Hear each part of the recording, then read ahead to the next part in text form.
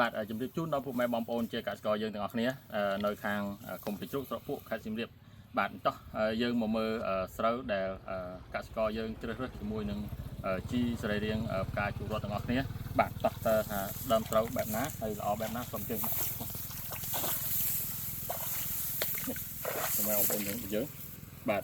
ស្រូវនេះគឺគាត់បានជ្រើសរើសជាមួយនឹងជីសរីរាង្គផ្កាជូររត់សម្រាប់បាញ់បំពន់បាទតាំងពីវគ្គទី1រហូតដល់វគ្គទី3នេះបាទឃើញថាស្រូវគាត់គឺបែកមកថ្លាបាទបែកស្រស់មកទាំងអស់បាទអត់មានគ្រប់អុចទេ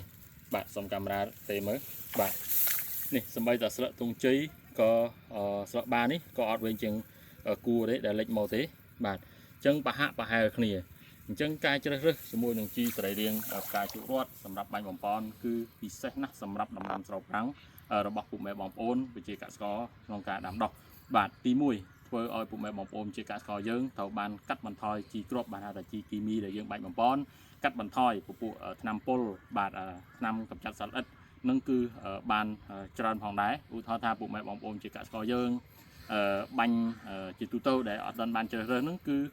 បាញ់ដល់6 7ដងប៉ុន្តែការជ្រើសរើសជាមួយនឹងជីសរីរាង្គផ្កាជក់រត់យើងបាញ់តែ2ដងឬក៏3ដងនេះបាញ់នឹងគឺបាញ់ការពារកុំឲ្យវាមានអញ្ចឹងជីសរីរាង្គផ្កាជក់រត់នឹងគឺប្រសិទ្ធភាពវាគឺខ្លាំងណាស់ពុកម៉ែបងប្អូនជាកសិករយើង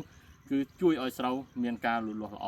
ឈ្នះនឹងជំងឺឈ្នះនៅពពួកសត្វល្អិតកត្តាចង្រៃផ្សេងៗដែលមកបំផ្លាញបាទអញ្ចឹងសូមពុកម៉ែបងប្អូនជាកសិករយើងគិតគូរឡើងវិញទាក់ទងទៅនឹងការជ្រើសរើសជាមួយនឹងជីថ្នាំបើពុកម៉ែបងប្អូនជាកសិករយើងជ្រើសរើសត្រូវគឺពុកម៉ែបងប្អូនជាកសិករយើងចំណេញច្រើនបាទសូមអរគុណ